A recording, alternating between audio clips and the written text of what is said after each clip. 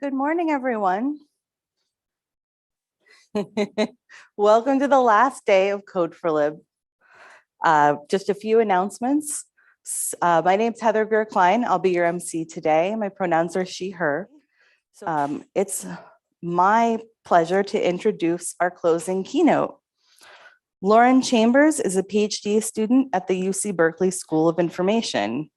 Advised by the technology law expert, Professor Daedry Mulligan, she studies the intersection of data, technology, and socio-political advocacy. Previously, Lauren was the staff technologist at the ACLU of Massachusetts, where she explored government data in order to inform citizens and lawmakers about the effects of legislation and political leadership on our civil liberties.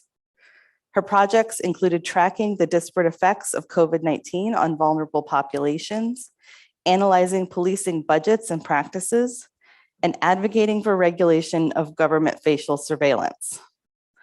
Lauren received her bachelor's degree from Yale in 2017, where she double majored in astrophysics and African American studies.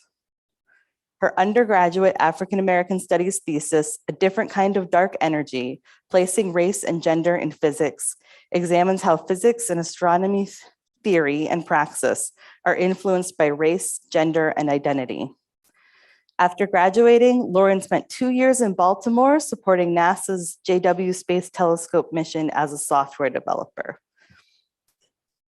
Please welcome Lauren. Beautiful. Yes, good morning, everyone. Thank you so much for the invitation to come speak today. It's not only my first Code4Lib conference, but actually also my first keynote, which is probably something I should not tell you at the beginning of the keynote, but I did it. Oh well, too late. Yes, huge thanks to the conference committee for the invitation and for all of those that I realize voted for that. So that's really exciting. Thanks to Crystal Lee for kicking us off with a really fantastic keynote on Tuesday. I'm sorry not to be in Buffalo with you, but really excited to be able to join from sunny California, where it's actually a little cloudy this morning. So in thinking about what I wanted to share with you during this keynote this morning, I kind of was reflecting on what's been on top of mind lately. And I've been thinking a lot about the role of stories across various careers that I have explored in my life thus far.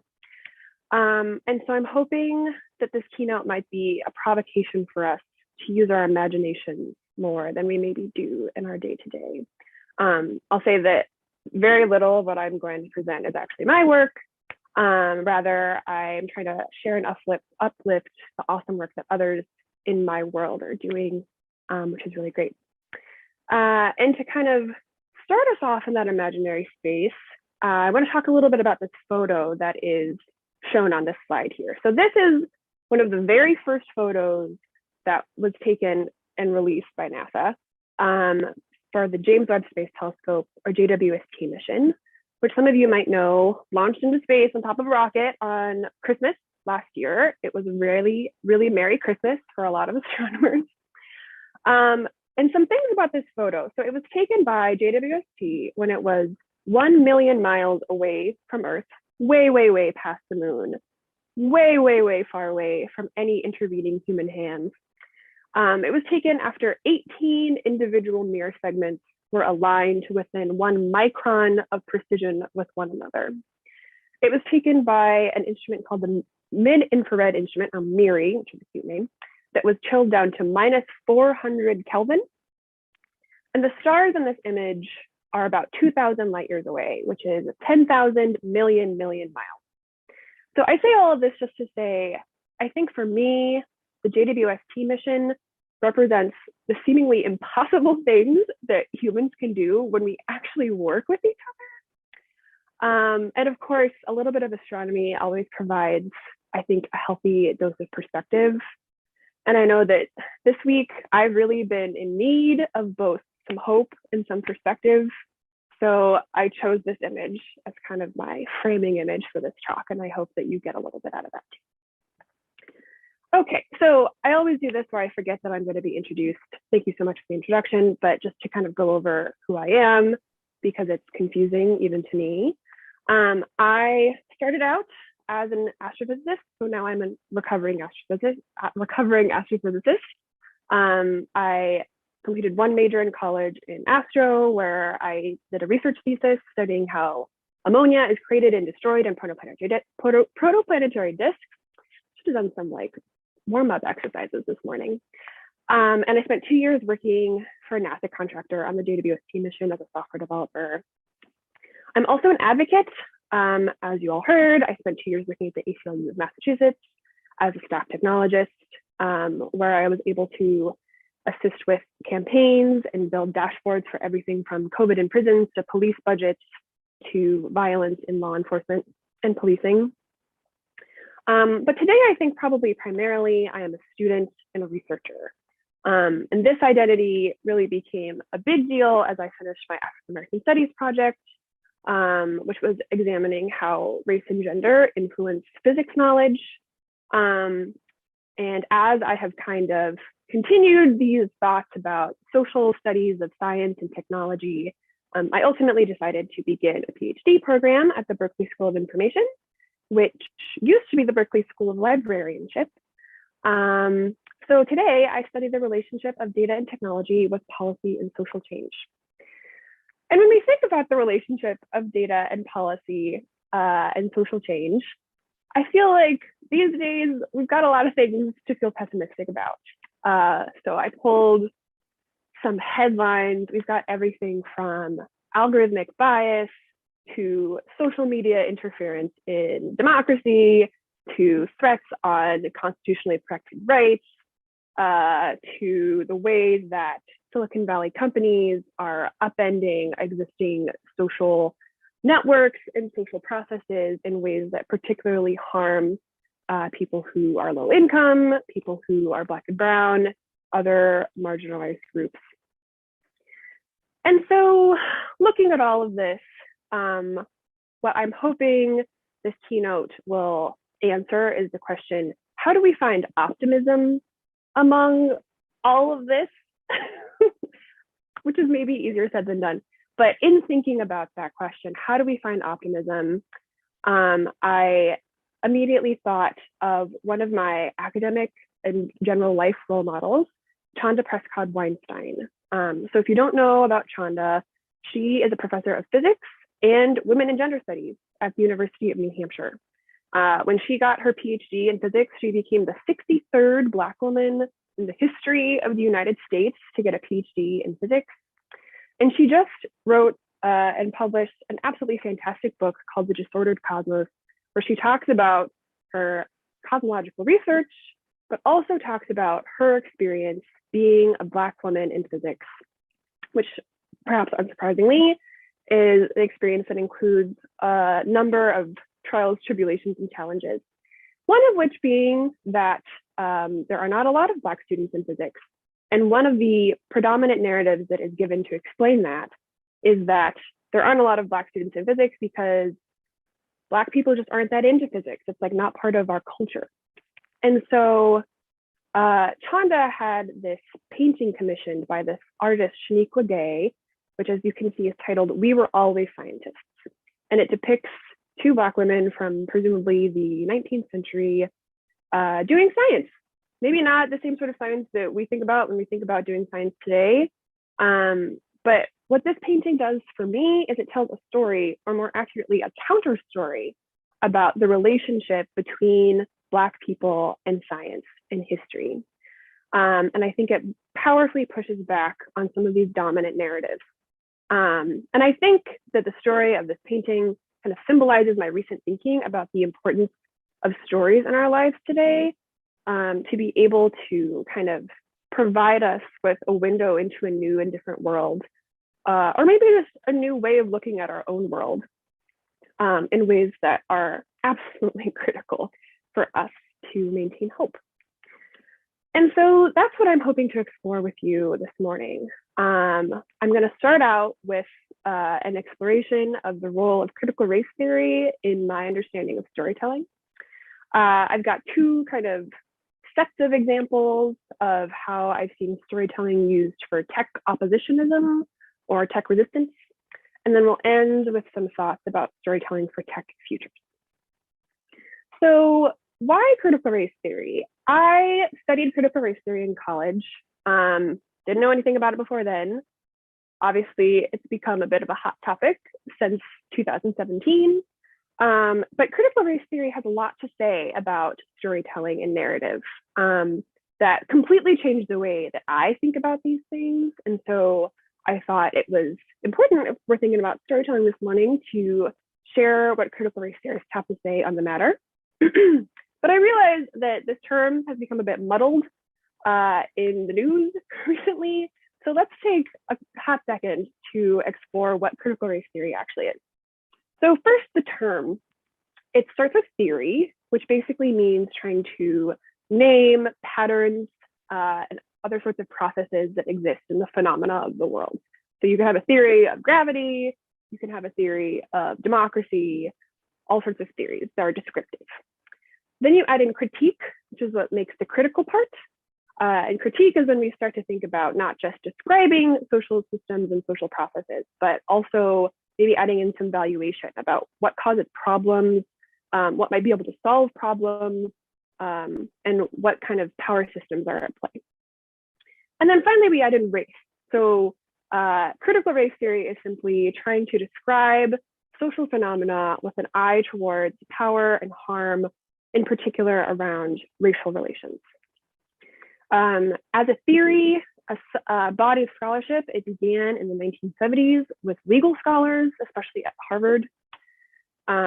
It is taught in law schools and undergraduate or graduate programs, which is just to say that critical race theory is legal theory. I don't know how many of y'all have tried to read a legal article before. That's not something that we ask. It's not something I got asked to do as a high school student, and definitely not as a middle or elementary school student. So interesting to me how the discussions around critical race theory seem to think that it's being taught in our elementary schools, because are your elementary schoolers reading legal theory? I don't know about that. But it is true that it has informed our modern thinking around race and identity.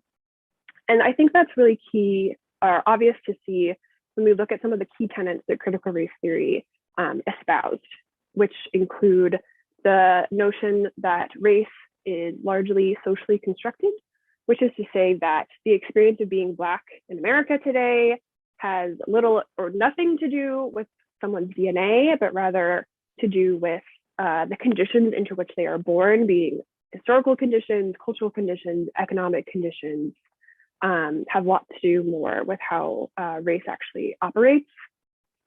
The notion of intersectionality, which is a term that was coined by Kimberly Crenshaw, and captures the fact that multiple people who are multiply marginalized in different demographic categories have unique experiences. So a Black woman has specific challenges that she faces that is not just if you take the challenges of white women and the challenges of Black men and add them together.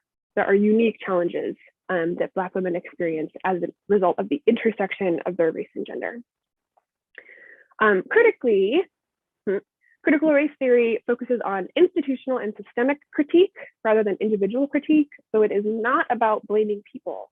It is about understanding how our institutions, our organizations, our cultural norms, our ways of interacting with each other lead to and influence individual behavior.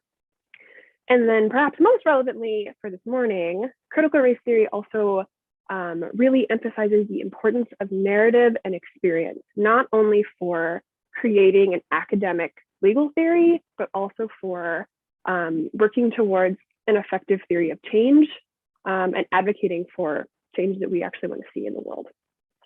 And so this is where I get to the point where I get to say that my talk title is not completely mine, and it's actually a play off of this article title, Storytelling for Oppositionists and Others, A Plea for Narrative by critical race theorist Richard Delgado, in which Delgado explains the importance of stories and narrative for critical race theory and for people who are opposing the status quo in general.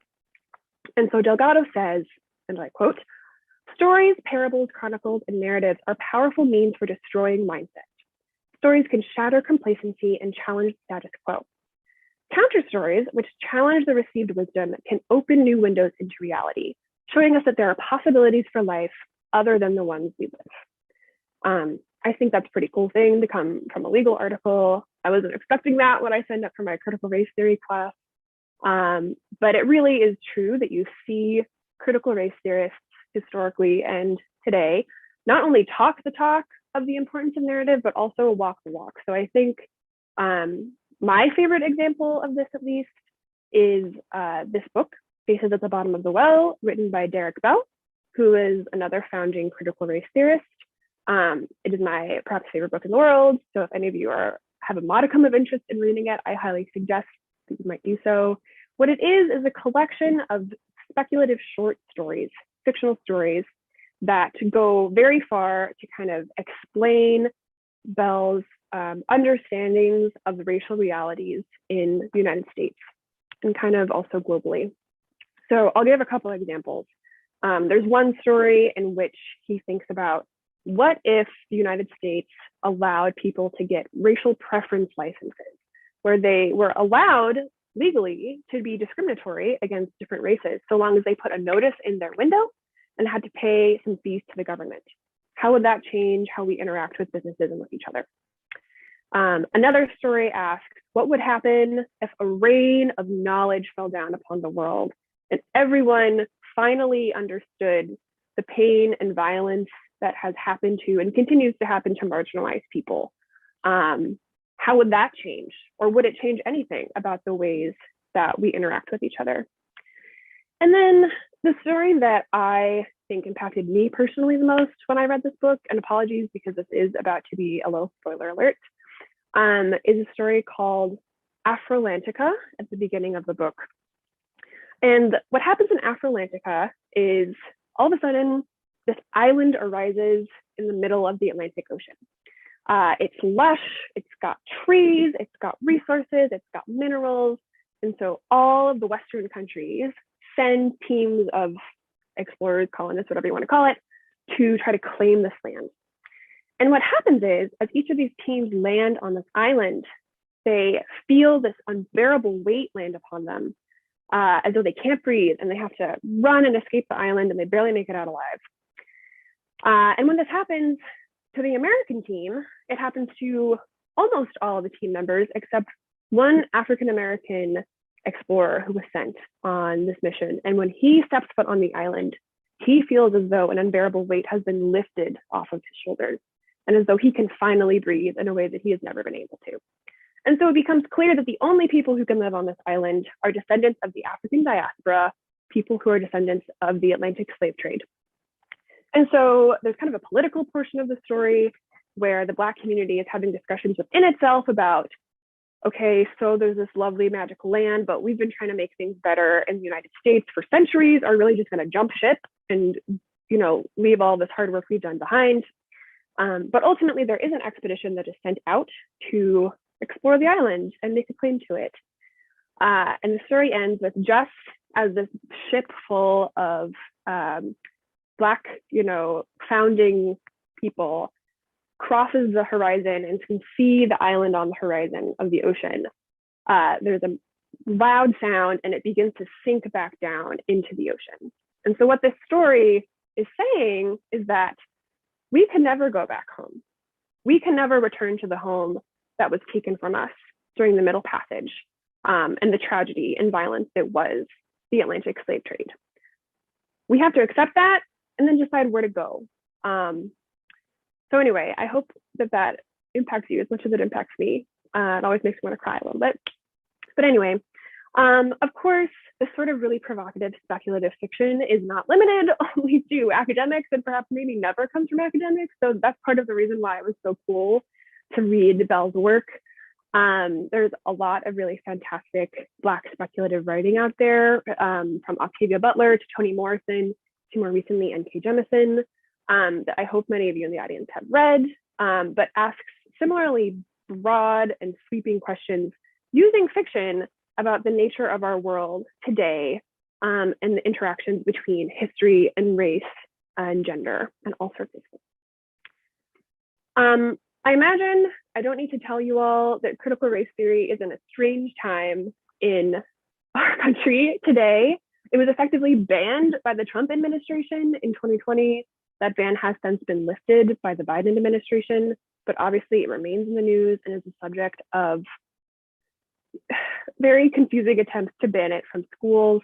But I hope that this little foray into what CRT actually is helps everyone here understand that it is not something to be demonized and is really just a useful and important tool in understanding exactly how American society works today. And is in particular a useful tool for kind of framing the stories that I have to share around tech oppositionism.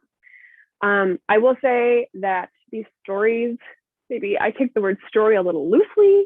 Some of them are narratives, some of them don't really have characters, but I think that hopefully that will still be interesting to think about how these stories can influence efforts to resist dystopic technologies, like the things we had at the beginning with all those scary, annoying headlines. So first, I'm going to share a collection of advocacy stories at the ACLU, specifically around our campaign to regulate facial recognition technology. So a brief description of what facial recognition technology is, for those of you who might not be familiar. It is an algorithmic technology that analyzes images of faces and can do generally one of three tasks. So there's facial analysis, which is identifying specific traits about a face. So trying to look at a facial image and say, what is this person's race, age, gender, things that are kind of hard for a computer to know. Second is facial verification, which is looking at a face and trying to figure out if it matches the identity of another face. So that's how our iPhone face unlock works. And the third is facial identification, which is when we have a face and we have a database of faces, and we're trying to determine if that new face is within the database or not. So that's the sort of thing that might be used if we were comparing someone's face to a database of people who are allowed to be in a space, a database of people who might be in a mugshot database, or those sorts of things. Perhaps it is not a surprise to know that this technology tends to have higher error rates on faces that are darker skinned and faces that are more feminine. This is some work that was done by Joy Blomwini and Timnit Gibru.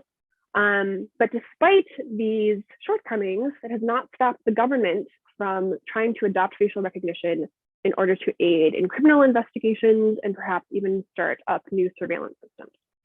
And so the ACLU has taken up a number of campaigns across the country to try and ban or regulate facial surveillance used by the government.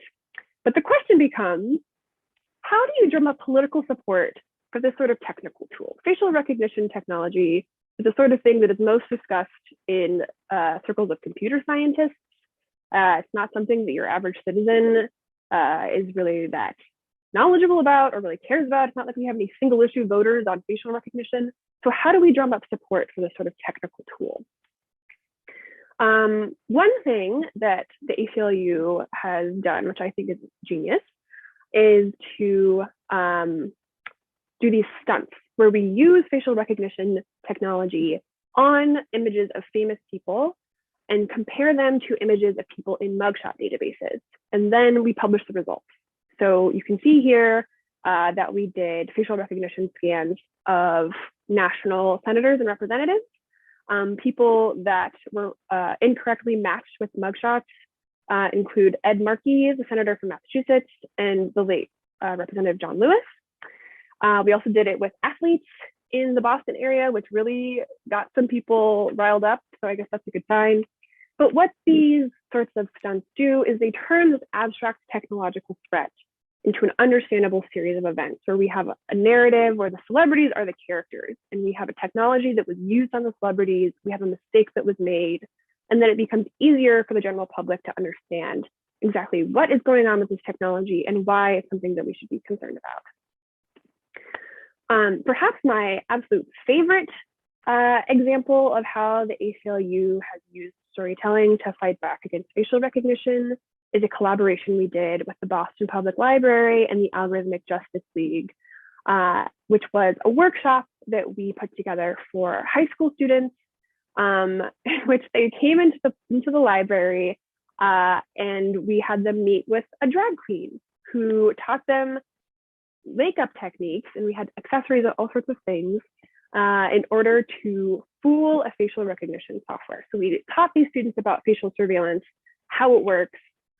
We let them play with the technology, we let them play with the makeup.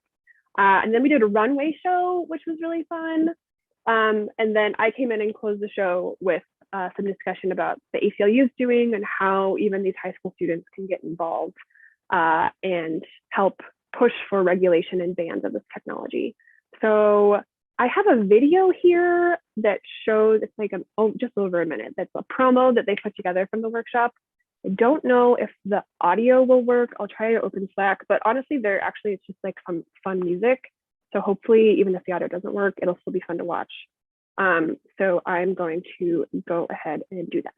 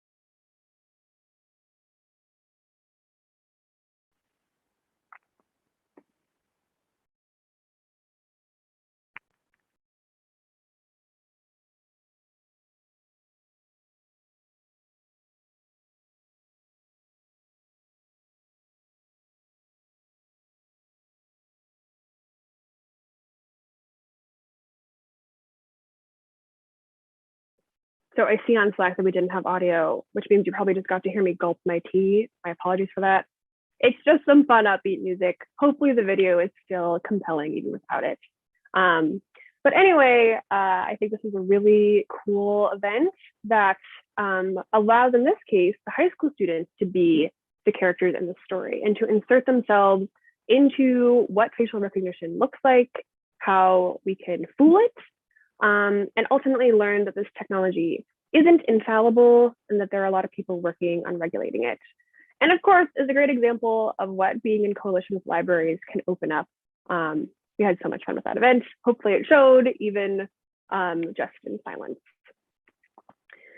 And then the last example of how the ACLU has used stories is by making sure to share the stories of real people that have been truly harmed by facial recognition technology in the real world. So here, this was a New York Times write-up on Robert Williams, who is a man from Detroit who one day was arrested in his front yard in front of his two daughters and was held overnight by the police. He was later interrogated as a suspect for a robbery, I think of a watch it was. And during the interrogation, the police had a photo of the surveillance footage from this crime. And they slid the photo over to Mr. Williams and said, defend yourself, tell us why you weren't at the scene of the crime. We have the photo. And allegedly, Mr. Williams held the piece of paper up to his face and said, this is clearly not me. Do you think all Black men look alike? To which the police looked at each other and said, I guess the computer got it wrong. Which was a really key moment because that is the only reason that we know facial recognition was used to identify Mr. Williams as a suspect in this case and was ultimately used as the evidence to arrest him and bring him in. Critically, we do not know how many sorts of stories there are like Mr. Williams' story because the police are not required to report when they use facial recognition for criminal investigations.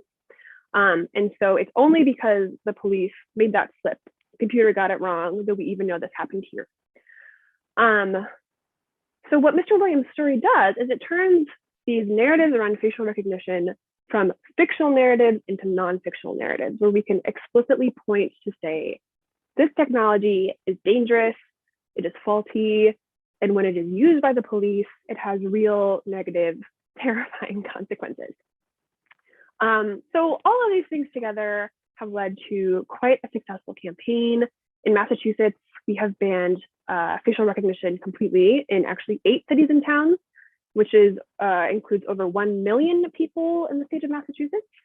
And then we have also passed some regulations at the statewide level, but are absolutely continuing to push for even stronger regulations at the state level and for more municipal bans with our large coalition of members and supporters, including the Boston Public Library. So that is kind of what I had to share around advocacy stories in the ACLU. The second kind of set of stories that I would like to share with you today are design stories around big tech. And these a lot of them come from this delightful book by Sasha Costanza-Chock. Sasha was actually one of the people who helped design the Drag versus AI workshop. So she's absolutely phenomenal. And there's kind of a set of creation myths that I think are interesting and illustrative to demonstrate the importance of storytelling in design. So there's this open source technology called TXT Mob. It might be called Text Mob. I'm actually not entirely certain how you say it out loud. But this was an SMS technology that was created by a group of hacker anarchists in 2004 in response to the Republican National Convention. And in particular was used to help organize the people who were protesting the Republican National Convention in 2004. I don't know the specifics exactly of how it works, but basically it was kind of an early group chat feature where you could sign up to the TXT Mob chat, and it would use SMS to send out to all the people in a particular group information about where the protests were happening, where the police might be, or other important information that you might need as you're actively engaging in a protest in New York City. The interesting thing about TXT Mob is that its developers participated in more broad community events around hacker activism. And some of the people that TXT Mob were in communication with would ultimately kind of take some of the ideas that began with TXT Mob, the sort of like public bulletin space, and turn it into a new startup called Twitter. So it's important to say that the people who created TXT Mob, it was an open source software, and they do not think that Twitter is the same thing as TXT Mob or that Twitter stole from TXT Mob. But I was very intrigued to learn that Twitter had its origins in hacker anarchism around protests, and was an interesting kind of switch to the creation myth that we're told about Twitter around individuals like Jack Dorsey, who are given a lot of the credit for the genius that creates these ideas. Similarly, in Sasha's book, there's some mention of the origins of the encryption technology that is used in Signal and WhatsApp, which apparently began in this open source software called OpenWhisper or TextSecure, which is the very first end-to-end encrypted texting and group chat software. It was ultimately adapted for Signal and then ultimately adapted for WhatsApp, which now is used by, I'm not sure if it's millions or actually billions of people. I don't want to think about it too hard because it stresses me out. But that's not what I think about when I think about WhatsApp. I think about the fact that it was acquired by Facebook, maybe that it's one of the major sources of disinformation that we have circling around on WhatsApp group chats. Its origins in open source technology was not one of the things I had in mind.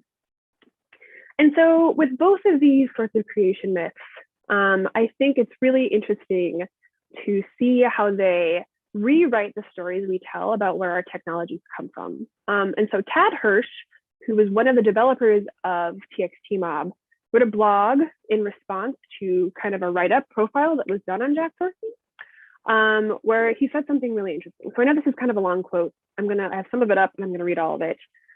He says, "The problem with Dorsey's story is that it describes a world where the market is the sole site of technical and social innovation, and where we are wholly dependent on a handful of extraordinarily gifted entrepreneurs to lead us out of the dark ages. This is a myth.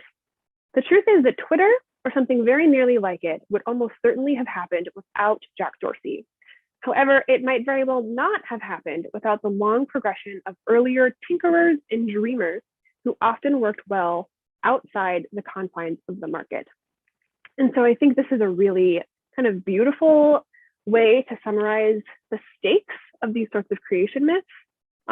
It's not just about, providing credit for where these important technologies came from, but also about saying, what are these technologies for? Who are they built for? Where should they go in the future? I think recent news around Twitter potentially being acquired by Elon Musk makes this particularly interesting question about who is Twitter for? Why was it created? Where is it going? And what should we do about it?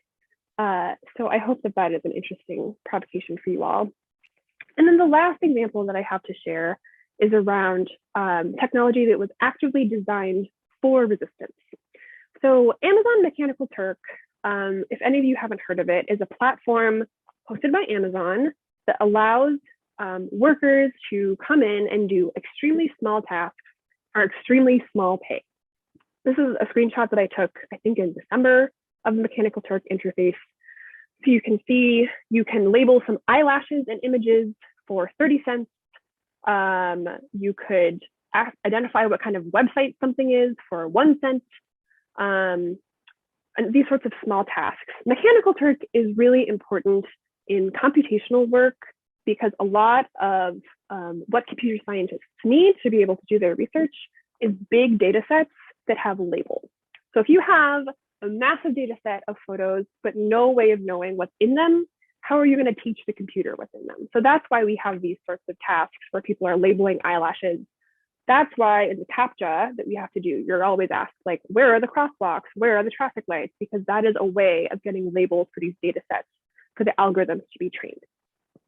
The problem with Mechanical Turk is that, as you can see, the wages for this sort of work are extremely low. The workers who take on this work are invisible. There are people, behind the screen from across the globe. And because they're across the globe, they are individuated from one another. So there's no way for these workers to come together and compare sorts of work that they're doing and the way that they're being paid. And so this is a problem that was kind of not identified, but seen by two researchers, Lily Irani and Six Silberman. And they worked together with Amazon Mechanical Turk workers to develop a browser extension called Turk Opticon. And what Turk Opticon does when you have it installed is for a Mechanical Turk task, you can then rate that particular employer on how communicative they are, how well they pay, how fair they are in accepting or rejecting jobs, because sometimes when you would submit a job to get your 30 cents, it gets rejected, how prompt they are in evaluating jobs. And in turn, if you have Turk Opticon installed, you can then see the ratings that other workers have made for that employer. So it's kind of like a rating system, but it enables these workers to actually kind of organize even across the world and maybe see, oh, this employer has not treated other workers well, so I'm not going to take up their work, I'm going to look for a different one.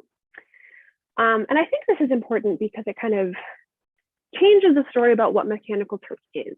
Perhaps originally Mechanical Turk is a way of cheaply getting really important labor that we need to fund, or not fund, but enable this technological innovation and algorithmic training. But what Turk Opticon does is it says, actually, perhaps Amazon Mechanical Turk is an exploitative way of taking labor from people who have no choice but to sit at the computer and rack up a couple cents every minute. And maybe this is something that needs to be addressed with collective action. And so I hope that this series of design stories also kind of thinks about how important it is for us to reflect on the stories we tell around our technologies and what that means for what they're built for, who they're built for, where they're going in the future, and what we can do to push back against exploitative, dangerous technologies that are changing our society in ways we maybe don't want. And so with that, we're getting closer to the end. I want to end with kind of a provocation for thinking about the role of storytelling in imagining new futures for technology. And perhaps, of course for me, maybe not for y'all, I think the best possible person to end such a talk with is Professor Ruha Benjamin. She is a professor of African American Studies at Princeton and is the author of Race After Technology, which I should have just had. It's over there. I could have showed it up and you could have seen what it looks like, which is an absolutely sensational book that establishes a theory of the new Jim Code, which thinks about the ways that racial discrimination and segregation are built into our new technologies, and actually talks about racism and race as a technology in itself, which has been developed by humans in order to achieve certain tasks. Here's a picture of her forthcoming book, which I haven't read yet because it comes out, I think, in the fall. But I just absolutely love this cover and cannot wait to read it, and think that it is kind of an encapsulation of her words that I'm going to share with you all today. So I had the pleasure of listening to Dr. Benjamin at a virtual Stanford event in the middle of the pandemic in October of 2020. And she kind of closed out her contribution to the panel with this reflection on the importance of stories that I've been thinking about ever since, and honestly, I think was the primary inspiration for this talk. And so if you'll forgive me, it's kind of a long quote, but I think it's really important and beautiful, and I could not paraphrase it anywhere near well enough. So let's finish out with this quote by Ruha Benjamin, which this is just part of it, so I'll read the whole thing. She says, "For all the talk of precision, for all the appeal to computation as more objective and neutral, so much of the culture of tech is suffused in speculation and storytelling and imagination in all its variety. But ultimately, that dream of tech utopianism really relies on many different kinds of nightmares. It's not that these are parallel universes, these are deeply relational. That dream of this more efficient, bright, white future and the aesthetics of the future relies on an underside. But that, to me, is not a reason to despair, because subordinated people, oppressed people, subaltern, literally under the earth, have demonstrated there are so many different ways to imagine differently that people and communities have had to do as a matter of survival. Subaltern is not just to be buried, there's a lot happening underground. Part of what we have to do is grow and feed counter-imaginaries, other ways of thinking about what futures we want to invest in, to water and shine a light on. Rather than only focusing on the critique of the future we don't want, we have to invest our energies." And so I love this idea of counter-imaginaries in technology. I think it's so beautiful and important. And then thinking about the sorts of things that we've explored this morning, my sorts of counter-imaginaries are envisioning a world where marginalized communities don't have to fear having their faces tracked by the government with these dangerous and faulty facial recognition technologies. Wouldn't that be a beautiful future? Or a future where technologies begin as and remain as movement building tools that support democracy instead of tearing it down. Wouldn't that be a beautiful future? Or a counter-imaginary in which all tech workers, from the highest paid people at Google to the people making mere cents on Amazon Mechanical Turk, are united around common interests and protected from predatory company practices. Wouldn't that be a beautiful future? And I think that the only way we can get to those futures is by imagining them, right? If we stay within the status quo, we will never dream of something better. And so I want to close with some thoughts on roles for librarians. This is the part where I say, I am not an expert in librarianship. I absolutely love libraries and have probably not spent enough time in them to be able to tell you what your role would be in this place. And so I would love for you to maybe post in the Slack sorts of things that you could see as being the role for libraries in this sort of speculative storytelling future work. When I brought this talk idea to my advisor yesterday, one thing she said, she didn't know that I was quoting her, but she did say this, was librarians are always on the front lines of all the culture wars. And of course that makes complete sense because you are the keepers of culture. And so it doesn't surprise me that when I did some Googling to see what sorts of work libraries across the country have already been up to around imagining futures and speculating about the roles of libraries in important sorts of new change. There's all sorts of things that came up. There were makerspaces, there were workshops, there were reading lists, there were whole websites dedicated to this sort of thing. So it seems like y'all know really well that this is a space that you absolutely can be leaders in. And I think what I'll close us off is just with underscoring the fact that if we're trying to get away from the scary world in which our technologies are threatening our institutions and threatening our kind of humanity and our cohesion as a community, then what we need to do is make sure that every place we teach and uplift technical and computational skills is also a place where we uplift narrative and imaginative skills, so that the people who are building our new systems are also the people who are dreaming about the systems that will lead us into the future that we want. And of course, what better place for these two things to converge than in a library? So I'll leave us there, and I will take questions. I think we have a few minutes for that on the Slack channel, which I will open, and I have not been watching, so forgive me if I have missed something. This isn't a question, but it's something I love. Joa Paying, if I mispronounced your name, I'm sorry, said, libraries are the wardrobes, the secret doorways, the in-between, and the portals for everyone to find and cross into a world we dream of. I love that. It makes me want to cry a little bit.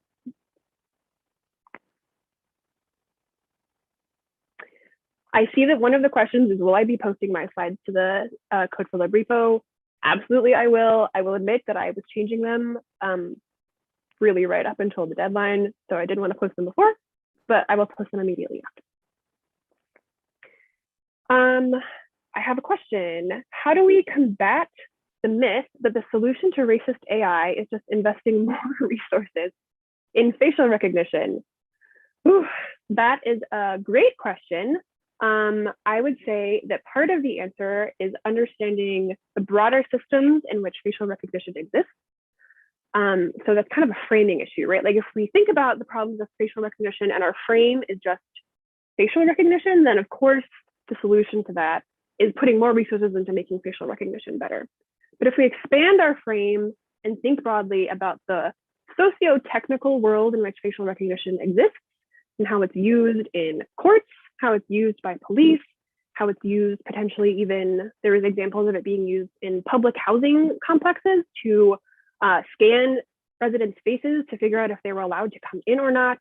I think that that makes it much clearer that the question is not just, does the technology work, but what does the technology do when it is brought into this world?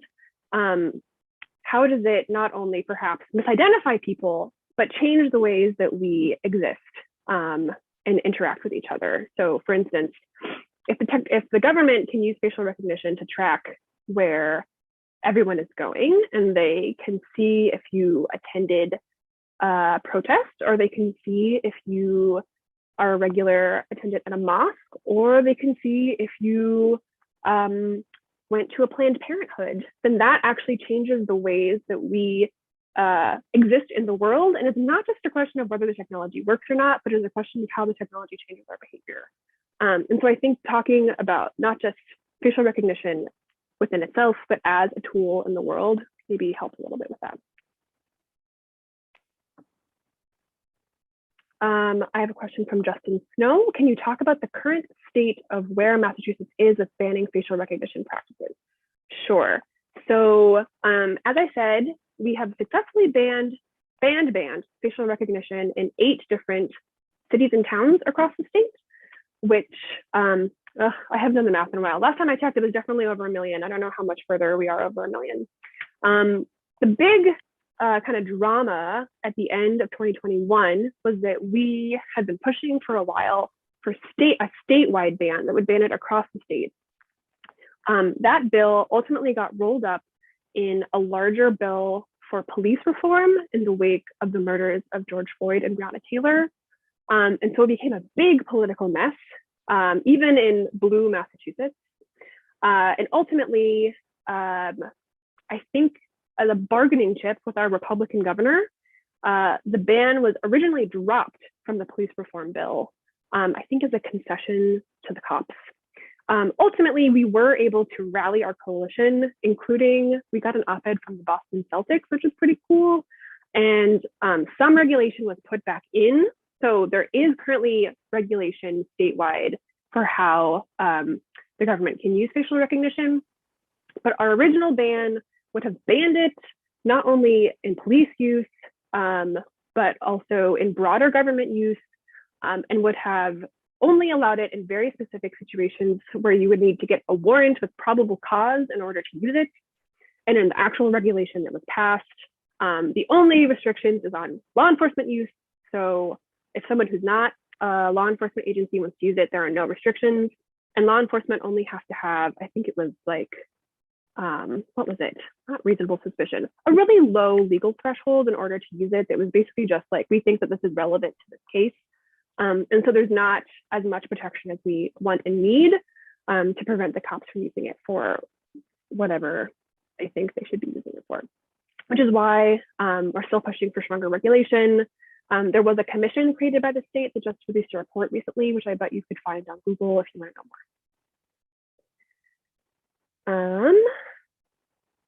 more. We've got a question. Do you see the current focus on disinformation counteracting narratives to some degree?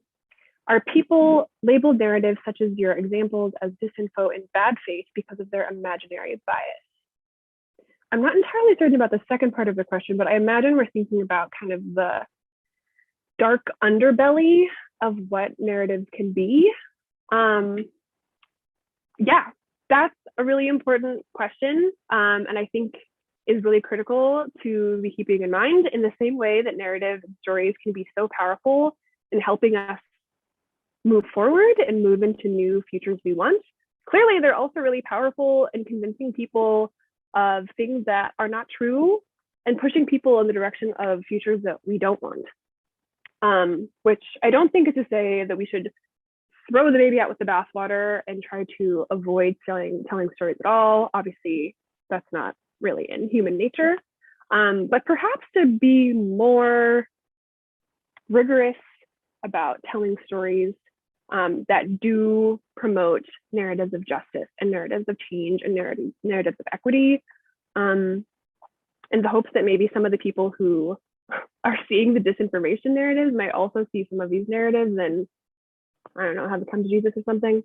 I think that's really important though, and is definitely something, especially these days, that we need to be mindful of. I think that might be all the time we have, right? Yep, we're right at time. Lauren, thank you so much. Let's give Lauren another round of applause. Thanks so much. Okay, it's time for lightning talks. And thanks so much to everybody who has signed up. We have an awesome slate of lightning talks to help us close out this conference. So first up we have, let's give a room a hand with Julio Lopez. Hola, buenos dias. Sorry for my name is Julio Lopez. I'm manager of technology at Gates Archive up in Seattle, Washington. And today I'm here to talk about just an interesting little kind of problem that we had. But before I talk about that, I will say as an organization, we love the hand raise feature. It'll be no surprise that we are a team shop versus Zoom. But I have included some links at the end of this slide for that. So this problem was born from kind of this return to office. And because we love the hand raise so feature, I noticed that as more and more people started making it to the office, they couldn't raise their hand. I mean, they could technically, they could walk up to the device and they would press the button and mute. So it got me thinking, you know, what's out there to kind of fix this problem? Well, it got me to this area here, and there's no way I can justify spending that kind of money to just really give people the ability to raise their hand inside or mute. So I kind of asked the team to say, hey, let's work on this kind of project to see if there's something we can do.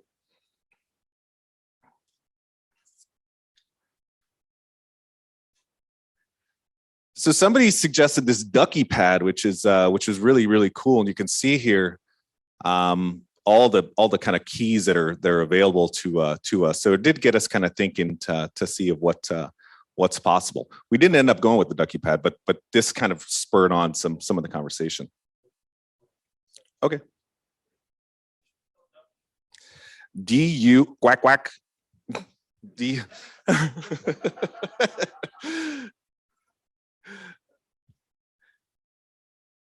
We didn't end up. I think the company may be defunct now, so I just I think that was part of the next. So we found somebody on the team suggested, there is these Stream Deck devices, so we ended up purchasing one, and I will say it is the most elegant of all of the solutions out there. It has custom icons that you can download. I can put my face on there. It's a really, really cool stuff. The problem is that it requires a Mac OS and or Windows operating system to run the software, the Stream Deck software. So while it is a really cool kind of product, it didn't end up working for us because we have these Surface devices. Next. So then we decided to go down the custom route and get a little bit more. Great, thank you.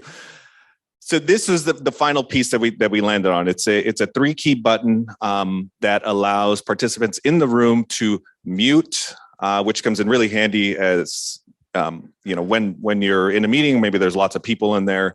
You're allowed to raise your hand, or not allowed. You can raise your hand, and you can turn off the video, turn on and off the video. Let's say if a meeting goes long. I will say that this was built for the room, but there are practical kind of use cases for anybody with their own machine that can kind of quickly and easily turn on and off their microphone. So next slide.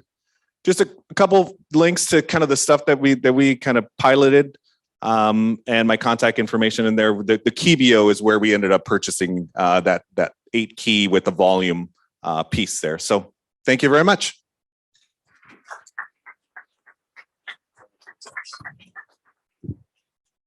Thanks, Julio. Next up, we have partially automating bibliometrics reports from Tess Greinock. I think we're good. If not, give me a shout. Hello, my name is Tess Greinock. I am a research data and scholarly communications librarian from UMass Chan Medical School in Worcester, Massachusetts. And I'm here today to give you a short talk on how I partially automated the bibliometrics reports that we give on a quarterly basis.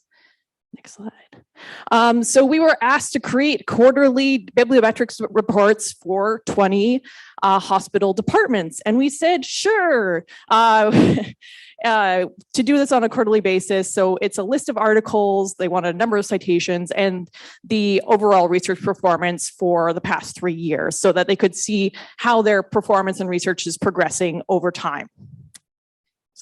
So we turn to our usual tools of Excel and Scopus and SciVal. We do most of our citation reports using, we group Scopus IDs, Scopus author IDs into SciVal departments. We find that this is just the most accurate way to get publications of our researchers without having their CVs. So next slide. So just to give you a little bit of background on why this is kind of complicated. So UMass Chan Medical School is attached to UMass Memorial. And this is just a screenshot of our campus. And you can actually see that they are physically attached at our university campus. Next slide. And originally we thought, okay, 20 departments, and the hospital originally wanted reports about their clinicians, about their physicians. Now, if you do not know this, physicians are very busy people, and they generally don't have a lot of publications. We're like, okay, this will be a breeze. Yeah, sure, there's 1,053 people that we need to look up, but they'll be fine. But then they sent them to the department heads, and the department heads were like, this is not all of our research. We're missing some people from these lists. And the department heads really wanted to include their faculty who do a lot of the publications of the research. But the hospital still had 2 departments that had faculty from multiple departments in the university that they wanted included. So we have some special clinical departments that we want faculty from, and then we want all the school departments. So, now that's like increasing to 2,489 highly published research faculty. Yeesh. So this was like a moment where we needed to transform how we did these reports. So I mentioned the first challenge of our special clinical departments, but another challenge that we had to overcome was that faculty are constantly coming and going from the universities, as well as changing departments. But we collect all their Scopus IDs, so we should be able to reuse them for the different departments. And we also have a lot of adjunct faculty that are physicians that come in and teach for a term, and then they are removed from the faculty list, but then we'll come back on the next year. So why are we removing them from our reports each year? We could keep their Scopus IDs. So this is where I decided to learn a new tool. So we decided to have some sort of programmatic tool, and decided to go with Python because there were some other librarians that already knew it. So hopefully if I left the university, that there would still be somebody who knew how this thing worked and be able to fix anything that broke. So we decided I built this Python script to help us with everything before the Excel process. Next slide.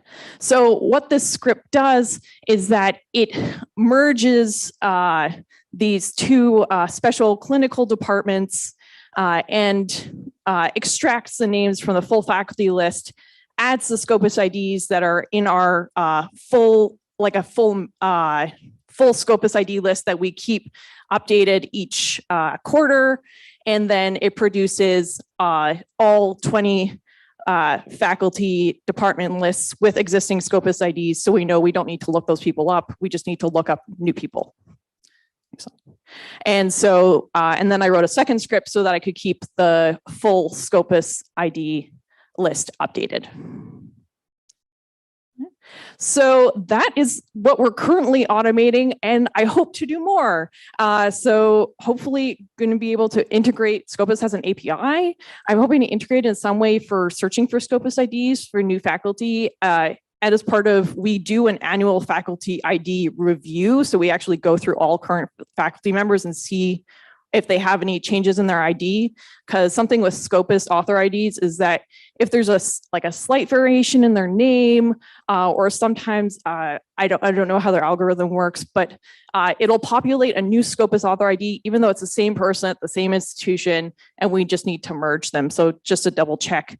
And the second area is to provide a count of changes that need to be made for each department. So maybe we could have a better equitable distribution of the work between the 3 librarians that are working on this and building their reports, because currently we're just going based on the number of faculty in each department.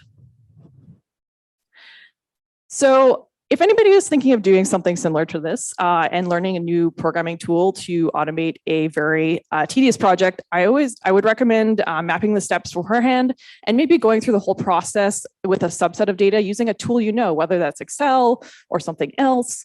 Also check with department heads ahead of time to determine who they want to include in their department reports, because we did the reports for all those physicians and then went back and did all them for the departments later.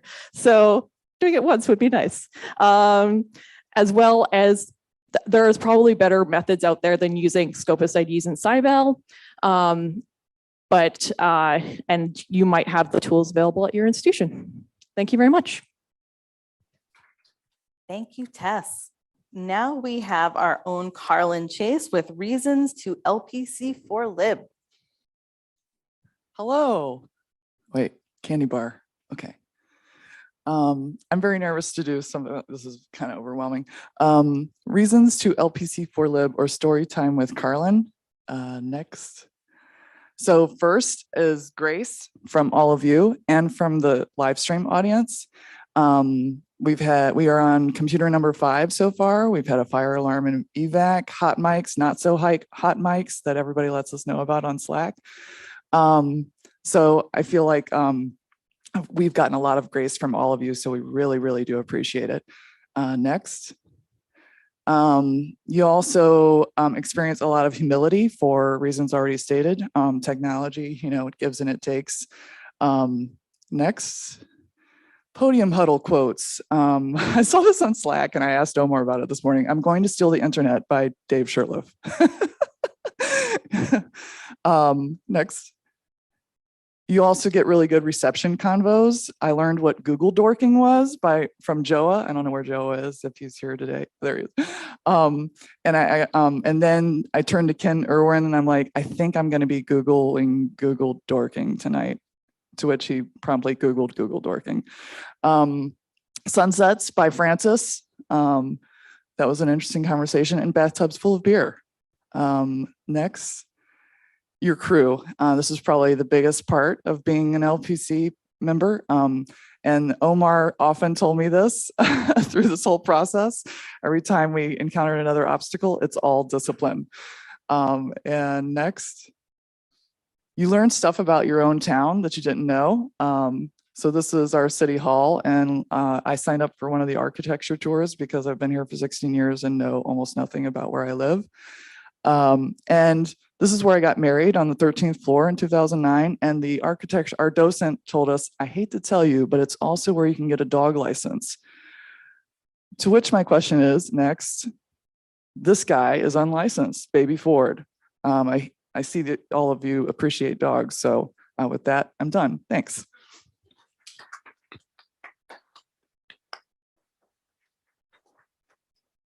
Thanks, Carlin. Now we have What is a Horse from Chad Nelson. All right. Good morning. My name is Chad Nelson. I work at the Internet Archive, and I have a question. What is a dot horse? Next. This question was prompted for me by a website created by Ryan Bateman called Every Dot Horse, where it's just a simple list of every dot horse domain that exists. He was just messing around with some DNS APIs, got this list of every dot horse domain, and just thought it was weird and absurd, and just wanted to publish a website about it. And for him, that was good enough. It was just weird to be a thing. Next, kind of looks like this: a really, really long list of just domain names. Next, and I got to wondering, but is there some kind of underlying essence to horsiness? Like, is there something that we could learn about all these sites taken in aggregate? And I thought about it and I was like, yes, there probably is. Next. And I just started at the Internet Archive and then kind of new to the domain of web archiving. And I was like, maybe I should use web archiving tools to do something about this. I think there's some stuff I could do. Next. So the first question I have is, do we have any dot horses in our stable already? Like, do we already have quite a bit of this stuff in the Internet Archive? The answer is, next, no, we do not. So next, I'm going to have to do a lot of that myself. I'm going to have to kind of create those collections and do that crawling. Next. So I added 3,498 URLs with a dot horse domain into Archive-It. Archive-It is the kind of service we provide at Internet Archive and the team that I work on, where you can manage and create web collections from a list of URLs and a whole bunch of tweaks to your rules. So once I got my 3,000 bunch of URLs in, I had to ask the question, will a dot horse crawl? And the answer is, next, sort of, kind of, a little bit. Next. Many horses are shy. They have a robots.txt file and they didn't want to be crawled. And so we respected that and we didn't go there. Next. Many horses are very poorly trained. They return 500 errors, 400 errors, and you could crawl that, but it'd be really boring. Next. Many of those weren't actually horses at all. They redirected immediately to a non-horse domain. full disclosure, these are not horses. I just really wanted to include this picture of these real cuties. And we were able to crawl these, even though they weren't horse domains, and they're included because, hey, it redirects part of the web. Next. So what did we end up with? We ended up with 2,177 horse domains. And I kicked it off, started running, took a couple days, and I ended up with about 250 gigabytes of data. Next. I was feeling pretty good about it. I have a lot of horse data, but I wasn't quite sure what to do. I mean, I have this data, but it's just in a new kind of list in Archive It. And so what I was able to do next is, I asked myself, okay, but what now? What do I do? And what I've used is a kind of another tool that we have internally, next, called Arch, which is the Archives Research Compute Hub. It's a way of running kind of data analysis on web collections. It builds a lot on the really awesome work that the Archives Unleashed people did. But the big difference is that we run it internally on our own infrastructure. So you don't have to download a bunch of WARCs and a huge collection and terabytes of data and then run the processing. We'll do it for you because we've got the local access to that data. So it's still in closed beta, but we will be kind of opening up. It's basically a successor to what was the Archive It research service. But yeah, so if you're interested in the kind of stuff like this, come talk to me later. Next, so what can you do in Arch? You can extract named entities, get names of horses, names of places, names of organizations, things like that. It will extract that using a Stanford named entity extraction tool. You can extract images with their alt text and the links. That's one that I use. I think there's a lot of really interesting uses there for kind of checking a full domain and actually like really quickly surveying how many things actually have alt text. You can also extract the full text from the pages. Not just a 3-trick pony, we can do a lot more things. It does a lot more things, but these are the ones that I had the time to kind of play with. Next. And so what did I do? I extracted the images. I love playing with images, and I tried doing some like smart developer hashing to do like perceptual hashing to see which were the most similar images, and it didn't really work out very well. So I just let the images just flow over me, just rain over me as I just browsed through thousands and thousands of them. And it was wonderful. It was like, it was like a gift to myself of all these weird, cute images and bizarre horse images that I found that were from all of these horse domains. I got to look at them for no reason at all. So next.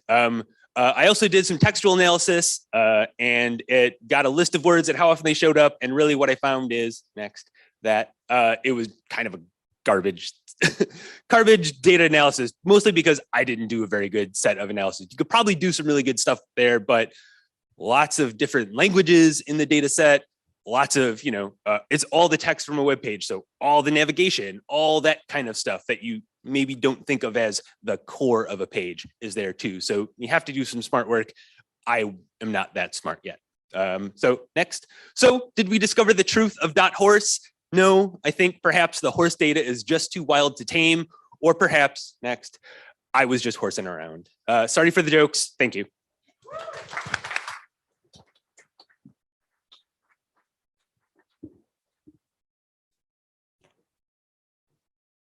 Excellent. All right. Next up, we have Linda Salveson with Any Systems Librarians Publish. Hi, everyone. My name is Linda Salveson. I am a baby systems librarian. And I just had a question. Who here publishes in systems? Just raise your hand. Anyone? A couple people? Okay. All right, I'm asking this question. I needed a platform to do this. I met another systems librarian at Code and Coffee, a recent Code and Coffee. She also has a publishing requirement at her institution. And so we're talking about putting our feelers out there to see who else is doing this. And if you do, please share your magic with us. Find me on Slack or reach out to me when I'm walking around the conference. But that's it. So thank you, everyone. And thank you for people who raised your hands.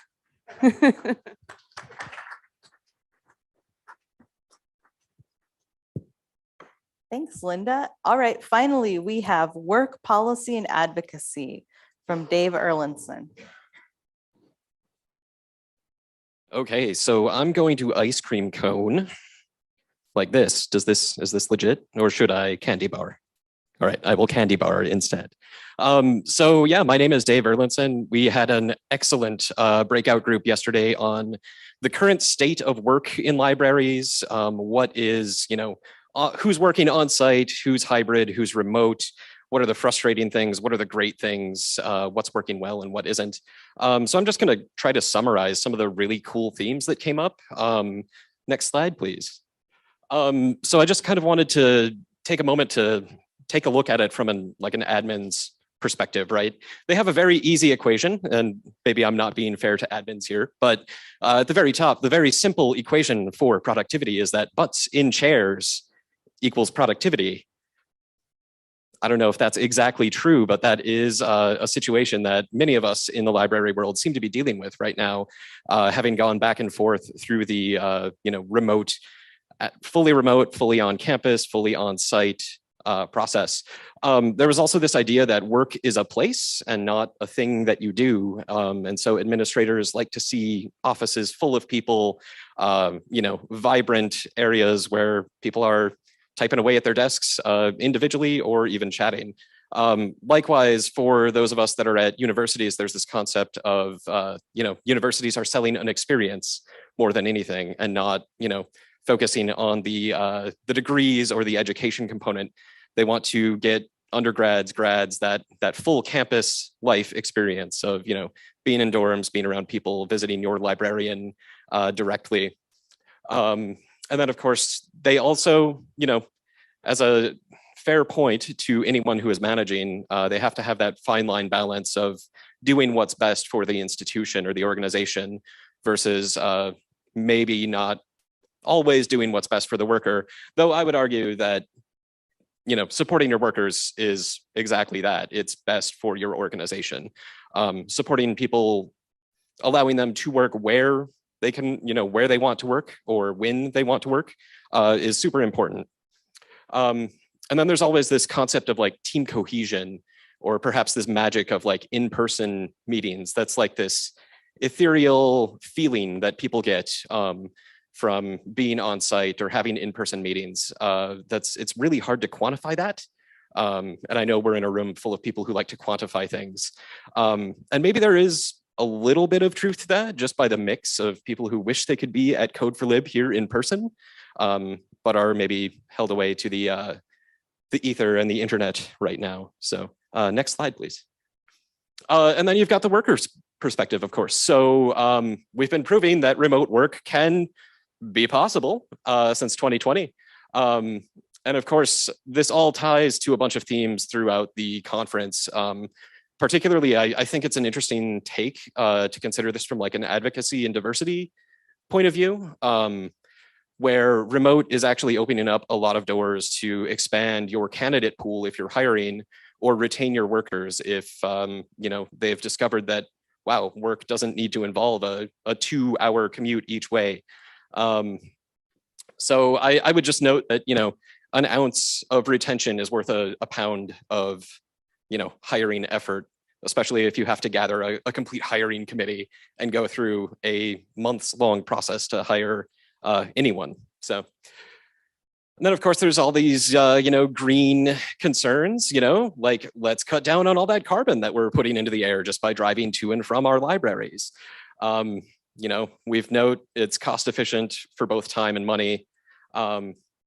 One thing that kind of came up during this conversation that I thought was really fascinating too is that the expectations around work right now have been transforming quite a bit. When you're working from home, it's almost like you're compelled to respond to people outside of your normal working hours. And there's this issue, the very real issue of burnout. If you've got teams working from, 4 until noon, and then other team members working from, 2 to 6, and you're kind of straddling that, how do you respond to both of them and get them what they need? It's a difficult thing to balance out.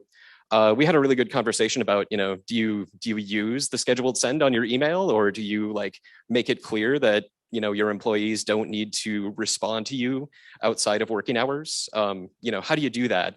And perhaps setting it in policy might be a really good idea, just to have, fully unified workforce on the same page when it comes to work expectations. And it seems like one of those things that is often left to just benign neglect, like it doesn't seem like a problem, so let's not address it or try to write it in policy anywhere, which actually leads me to the next slide, please. So managers aren't going to know problems unless you're actually talking to them about it. And it's easy to get lost in the work that we do, especially, in libraries where you want to say yes to everything. You want to be a really good worker, you're passionate about what you do, and you want to focus on the projects. But sometimes focusing on that meta aspect of work and talking to your manager about that sort of stuff is super important.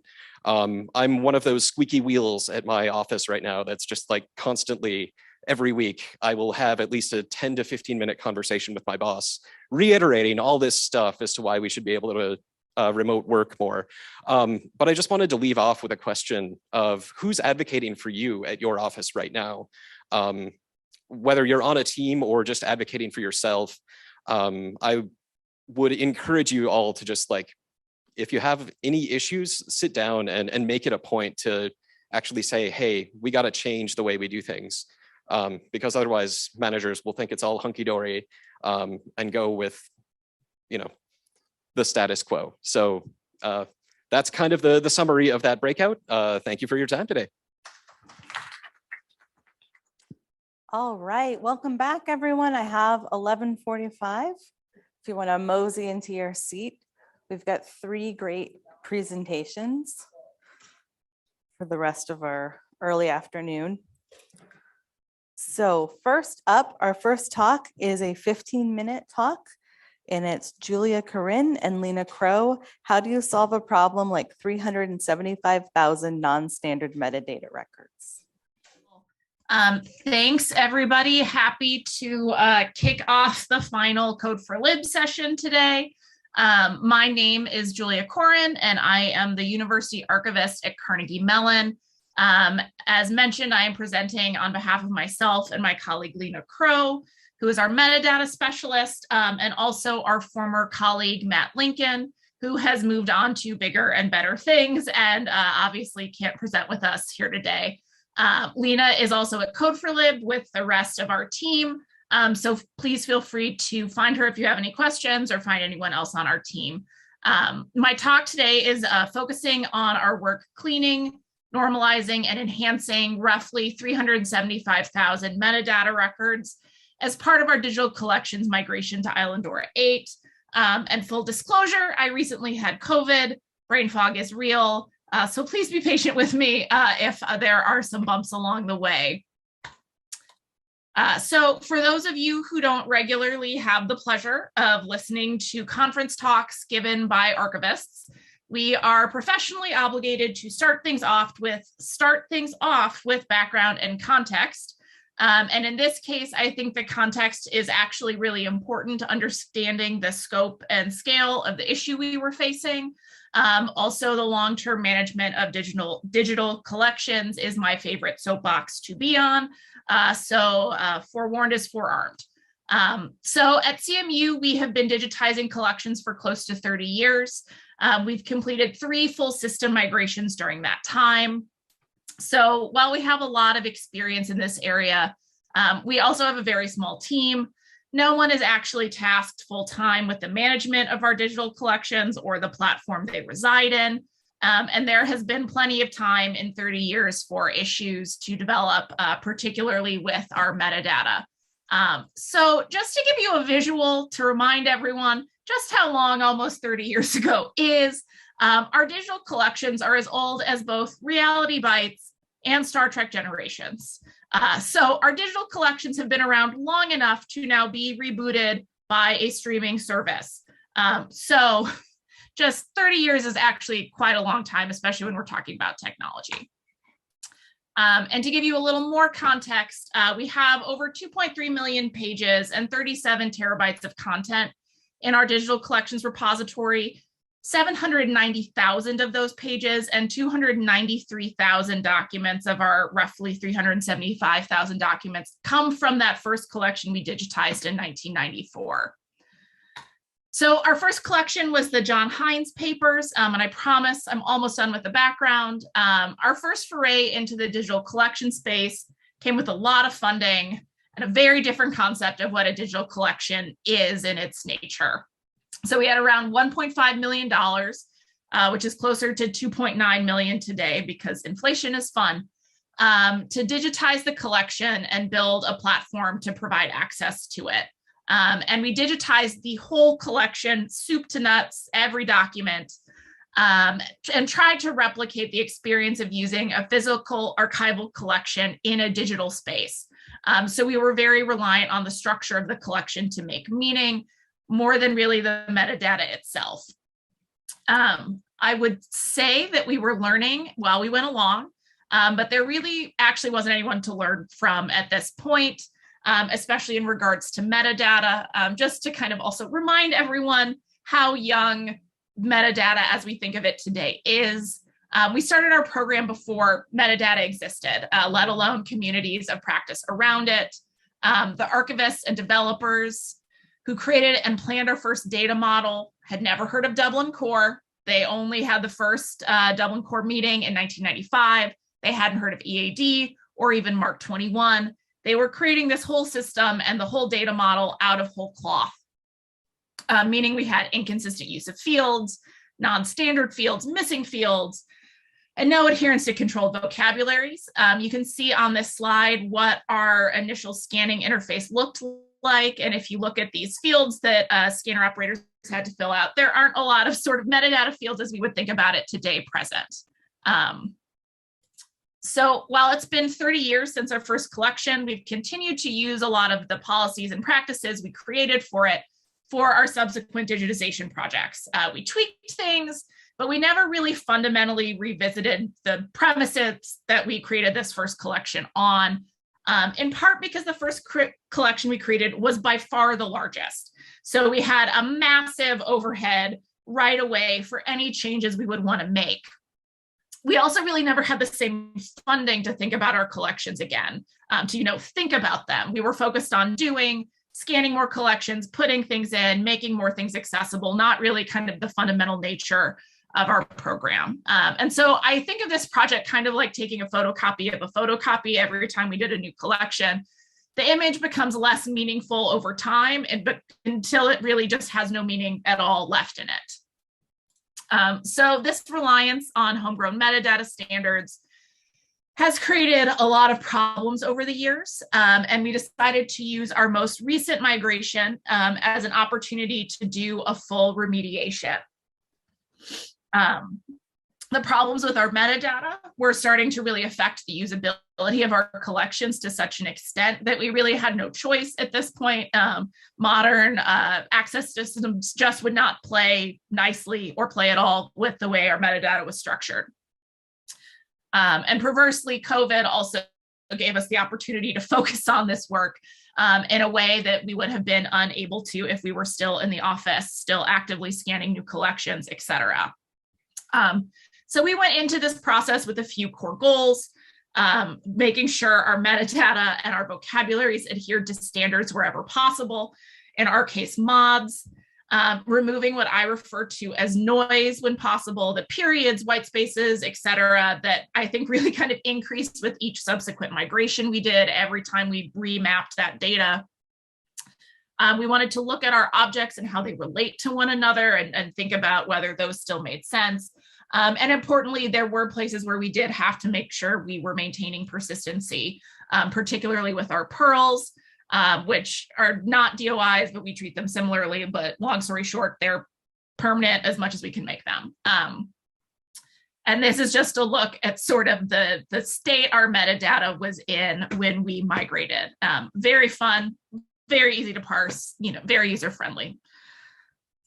So to accomplish the goals we set out, we had to develop just a general migration strategy, how we were going to meet those goals. So the first thing we did was just identify what our sort of minimum metadata requirements were for our collections, it was kind of what that level 1 base requirements were. So setting out what our required fields were and then making sure those were present. We had to do a lot of work on right statements because we just had not done those for collections in the past.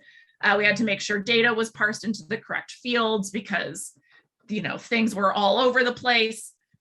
Data was compounded. We really wanted to make sure our dates were EDTF compliant. Dates had been pretty much unusable in the past. And we wanted to make sure all our subjects, et cetera, were mapped to controlled vocabularies whenever possible. In parallel to this, we developed an internal taxonomy using controlled vocabularies when possible, a kind of good, fun, bad, exciting thing about Islandora 8 and more recent versions of Drupal is that it really does sort of enforce adherence and taxonomy on systems. So we had to put a lot of effort into building this out. We also wanted to identify what tasks we could treat at a macro level. And then finally, we wanted to do some pre-ingest validation on everything so that, we were not relying on the system blowing up on ingest to tell us if something was wrong. So we also really had to come to terms with the fact that we couldn't do everything we wanted to do, particularly when it came to checking the accuracy and completeness of metadata records. Most of our metadata records are missing subjects entirely. We relied on OCR as the main sort of search and retrieval mechanism. And as much as we wanted to tackle some of that, we just couldn't. Because even if we spent 1 minute on each metadata record in the collection, which would not be enough if you were adding subjects, it would have taken a single person 833 work days to complete the work, which is obviously not feasible. And even if we weren't worried about the accuracy and completeness, we couldn't really even tackle our core priorities in any sort of manual way. Instead, we implemented a number of lightweight tools to undertake what I like to call macro remediation. I'm sure there were quicker and more thorough methods out there to do this, but our team was really limited in size and bandwidth. When we started the project, we had 2 developers who needed to spend their time developing the main system, which left most of the metadata work to myself, Lena, and Anne-Marie, who's also there, our digitization manager. So we needed tools that would be relatively easy for those of us with less coding knowledge to learn and work independently with. So we completed most of our work in Google Sheets and OpenRefine, using primarily simple regular expressions and transformation scenarios that are built into both of those tools. Another team member, Matt, who joined us partway through the project and is no longer with us because he has moved on to a new job, also helped us build out some additional tools using things like Python, R, and SQL to validate metadata prior to ingest and to actually track down all of the files we needed to ingest, which is an entire different presentation. So we, OpenRefine really kind of saved our butts on this project. It has a lot of built-in transformation tools, which we, relied on pretty heavily, particularly OpenRefine's ability to transform dates was important. Most of our dates were written as you see below. Well, fully out January 29th, common 1968, and we needed to get all of them into EDTF. Importantly, we were also able to create facets in OpenRefine for our subject headings, which allowed us to quickly visualize and normalize the existing subject headings and convert them to authorized terms when possible. We didn't build any sort of validation into OpenRefine for this, in part because we're also developing this parallel taxonomy, though that I think that sort of validation could be of interest for more fine-grained remediation in the future. We also used OpenRefine to parse our titles into separate metadata fields. What you see down here is a document title, very, very long, not very clear.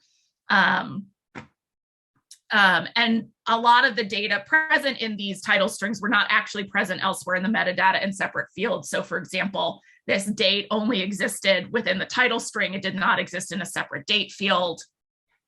So using OpenRefine and our digitization lab's wonderful consistency in the use of these double dashes, we were able to split these apart into separate metadata fields and then remediate them further.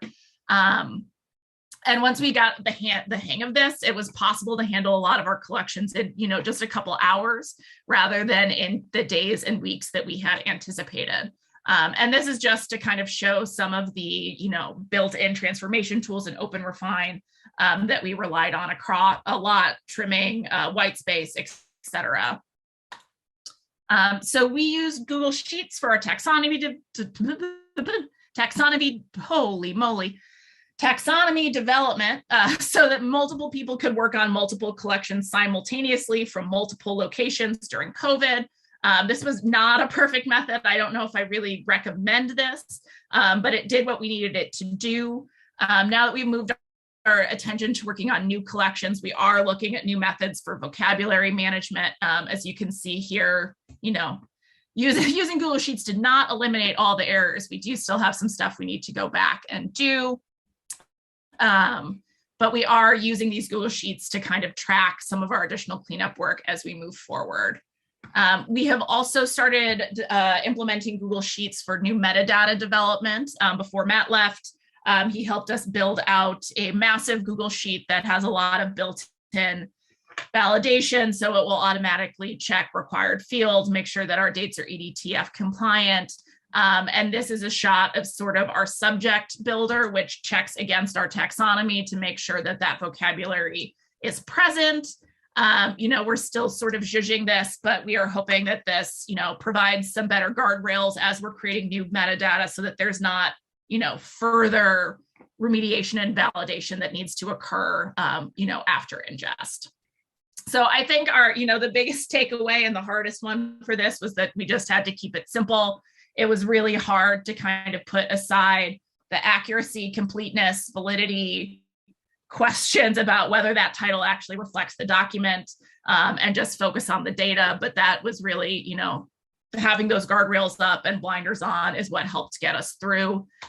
We have a lot of work still to do. We obviously need to do a second phase taxonomy audit to remove duplicate terms and continue to simplify complex subjects down to something a little more facet friendly. We obviously need to create more subject headings for collections that have them that completely absent. We need to create a correct in place workflow so that we can actually fix errors as we find them in place, which we've really never been able to do before. And then finally, we don't really have any global metadata policies at CMU. So continuing to do some library-wide work on metadata, on vocabulary development, et cetera, are all sort of next up on our queue. Hopefully some of this was helpful. Here's how you can reach out to us. And again, most of my team, not my team, our team, the Islandora team for CMU is in the back of the room right now. So feel free to grab them if you have any questions. Thank you and have a good rest of your conference. Thank you, Julia. We're moving right along. We have another 15-minute Zoom presentation from Clara Terp, Kelly Stathis, The Fast and the Further, a story of automated metadata reconciliation. Great, thanks. Can everyone see the slides okay? Yep. Awesome, thank you. Hi, everyone. Thanks for having us at the conference today. We're really glad to be here presenting virtually.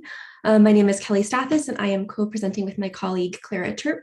And today we are going to present on the Fast and the Further project, and we are going to tell you a story about automated metadata reconciliation.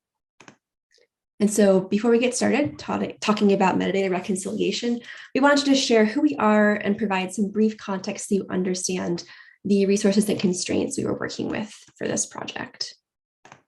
So who are we? This project came about through both of our involvement in the Portage Network. And the Portage Network was launched in 2015 by the Canadian Association of Research Libraries, or CARL, to contribute to the shared stewardship of research data and to address some gaps in our national infrastructure for research data in Canada. And Portage consisted of a series of national expert and working groups representing institutions across the country. And there were also dedicated staff roles, primarily librarians, who worked on building that infrastructure and cultivating a community of practice for research data management. And so then in 2021, the Portage Network became part of what is now known as the Digital Research Alliance of Canada. And so while the Portage Network name is no longer used, the network of experts and the staff who supported that network are still very much active through the Alliance. And so for the past couple years, up until this past March, I was working in one of those dedicated staff roles. I was the discovery and metadata coordinator for Portage, and I was supporting the network of experts and contributing to various national infrastructure projects. And Clara, who is based at McGill University in Montreal, is one of the volunteer members of the network of experts and has been involved since 2018. One piece of infrastructure that the Portage Network created is the Federated Research Data Repository, or FRDR. FRDR is a national bilingual repository and data discovery service for Canadian research data. And for the discovery service, metadata is harvested from over 90 different repositories and exposed via a search interface, which is shown on this slide, as well as an OAI PMH metadata feed that we built. The harvester implements crosswalks from different source repository schemas to FRDR's own metadata profile. And essentially the harvester is attempting to reconcile these different source metadatas to a common generalist schema. And so now to define the problem that we were facing here. Harvested subject terms aren't controlled. And while it's true that some repositories use controlled vocabularies, including some that FRDR harvests, not every repository is going to use the same controlled vocabulary. And also many repositories don't use controlled vocabularies at all for subject terms. And so the net result here is that when we're looking across harvested subject terms, they do not belong to a single controlled vocabulary. And so just to give you a sense of how inconsistent this can be, this slide shows the top harvested keywords in FRDR. There were, I think, 64 subject terms with 2,000 or more occurrences, which are pictured in this word cloud. And so you'll notice here there's a mix of English and French terms, a mix of broad and specific terms, and other small variations here, such as differences in capitalization. And when these terms are taken all together, you can get a facet that looks something like this. And this facet could be improved with a controlled vocabulary to help users better explore the results and to give a better sense of the types of data that are discoverable in FRDR. I should also note that this problem is not just limited to subjects in FRDR. I pulled a couple examples from other discovery services to illustrate this, and I used cats as my main subject term. And so, for example, in the base search engine, I searched for cats in the subject field, and you can see on this slide with the different entries that there are some differences in capitalization, as well as a mix of simple and complex subject terms like social life and customs, pets, cats. And on the right, I looked at another search engine, B2Find, and here, many of the results weren't actually about cats. So for example, Beau Cats was, I think, the name of an observational cruise ship. But even so, this illustrates that the keywords field is used very differently across the different sources that are indexed in B2Find. So what did we try? Before I go more into this, maybe I'll define what we means. So we is a volunteer-based working group called Fast in the FRDR, which is going to steal a punch from the next slide. But this working group was formed under Portage's data discovery network of expert group, sorry. So it was all volunteer-based, which means we had no budget. We could always apply for a grant or something like that, but that would be a one-time thing, not necessarily continuous budgeting. The group was a combination of catalogers and technologists. So some metadata experts, some systems experts. And the goal of the working group was really to investigate how to build a workflow and what workflow we could build for long-term kind of management and integration within the ingesting process. So the goal was not just a one-time thing, but using this one-time thing to build something that could last for a long time. So what did we want to achieve? Reconciliation. That's pretty straightforward. We wanted to reconcile the keywords to controlled vocabulary. Should be easy enough. So the first thing is to choose a controlled vocabulary. Drum roll, we chose faceted application of subject terminology. So subject headings maintained by OCLC based on LCSH. The nice part about this is because FRDR is bilingual, we did need a kind of French equivalent, and the Répertoire de Vedettes Matières, RVM, is a francophone subject heading maintained by Université de Laval, and they have a French version of FAST with equivalence based. So that would be really neat for translation. Other reasons why we chose FAST: it's pretty widely implemented, sufficiently generic. There's a good open API that could be integrated within Open Refine reconciliation service. So then the next step was to figure out what process we wanted to choose. choose. And we went with a semi-mediated process. We chose OpenRefine. Most of you probably know about it. It's a really good tool for messy data set. It's open source, so that makes the budget criteria checked. And it comes with a really neat reconciliation feature that we could use with the FAST API. What did we mean by semi-mediated process? Mostly we would run the reconciliation automatically, and then we could manually verify the data quality. So we could make sure that everything is up to a certain standard. And the question that really haunted me as chair of this working group for like 2 years is really, how do you balance data quality with sustainability? How do you build a workflow that will last a long time, that won't be too heavy on volunteers, but will also keep some data quality? So one of the tricks to kind of come up with a long-term future workflow is we kept a fair bit of information on what volunteers did. So we really kept track of everything that we did. And the information we kept, for example, is a general category. So was it topical, geographical, location? So we could possibly figure out if there's a way we could split them, which we tried, but isn't necessarily great. Was the auto match correct? Yes or no? So how much can we trust the auto match? Was there a manual match made, and was it within OpenRefine choices, or they needed to look at FAST? Did the volunteer choose a broader heading? Was there no match, or did they have to do a lot of background research, or would they have needed more background information for context? So we are hoping all that information would help us build a workflow. And this is what our OpenRefine instance looked like. You would have to scroll a fair bit towards the side to actually see everything.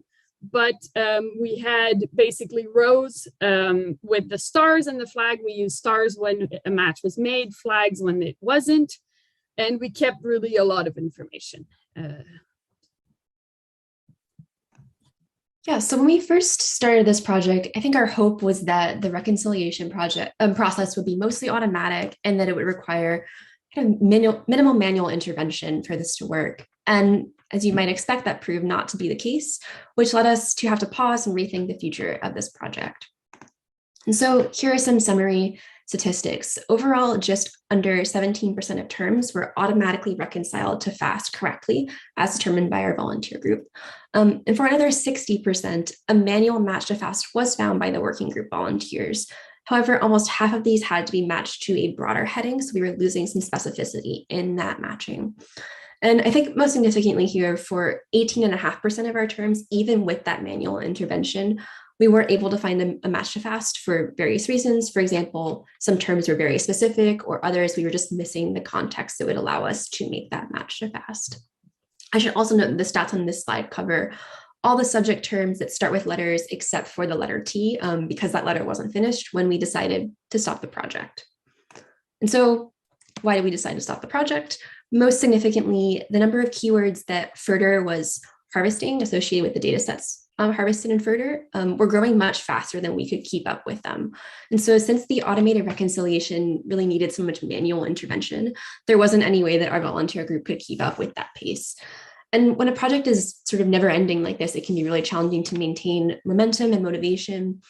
And in addition, I think probably one of the biggest things here is that we weren't confident, even with that manual intervention, that the data quality of the reconciled terms was really high enough to proceed. And this wasn't due to any failure on the part of our volunteers, but it was more kind of a flaw in our methodology. So we were matching harvested keyword terms to terms in FAST based on the context of the current results in Furter. But for any given term, it could have required a different match depending on the individual data set it was associated with. So for example, if we had two data sets with the term bar, BAR, one could be about lawyers taking the bar exam, and the other could be about the kind of bar where you go out and drink. We were matching each term to one other term to save time. So our methodology wasn't going to allow us to make that distinction at the individual data set result level. This problem was only going to get worse over time as the number of results in Furter continued to grow, and there'd be more potential variability for each match for the meaning of any given subject term. So what could we have done with more resources? Because kind of this is, for me, one of the most depressing talk I've ever done. I thought we'd finish on a positive note of maybe lessons learned or what we would have done differently. So the first thing, I think that's the way I would have gone if I was starting it all over again. I would have gone a more automated route, choosing maybe natural language processing or topic modeling, and really moving away from the harvested keywords, actually. Just look at every data set and analyze it and read the description automatically. And with natural language processing or topic modeling or AI, we could have kind of come up with the terms that would best describe this and match those terms directly to controlled vocabulary. And there are some tools that exist that do this. It would have been a decent data quality. Why, of course, not as much as a human choosing the term, but I think it would have been a decent route. But I didn't have the skills to do that. It's really hard to get volunteers to build quite complex infrastructure. And well, we didn't have money to buy a tool. So the resources required were beyond what we could afford, sadly. Another way, no surprise, is more manual. So choosing catalogers, high-end catalogers to do this work manually.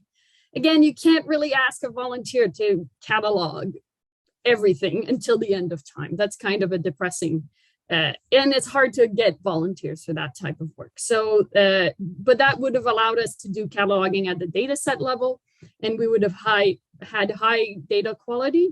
But again, resources were required beyond what we can afford. So I'm still part of the data discovery expert group, and I've really been thinking about that. What can we do with this going on now with the research we have? And I really believe education and training is the key. It won't solve the problem, but maybe it will mitigate a little bit of the case. Explaining to researchers the goal of metadata, explaining how data discovery works. A lot of them don't know and don't really care why we ask for subjects. Kind of pushing for institutions to use controlled vocabulary within their repositories. It is still not highly used, and it would help because at least there would be some kind of data quality in the term chosen. And really describe the challenges of aggregated services, because that is really the key of why we had the problem. It's not, it kind of duplicates or by a million when you aggregate and you harvest data. And that's really something people should be aware of. So before I kind of let you all go to the next talk, I really want to thank everyone that was part of the Fast and Further working group. It has been a wild ride that didn't finish on the note we wanted to, but we really appreciate all the work you've put in it. And a special shout out to Alex Garnett, Christine Bone, and Leanne Olson, who made massive contributions. And I don't know where we would have been without all of you. And so a special shout out. And thank you everyone for being here. We are both on Slack if you have any questions.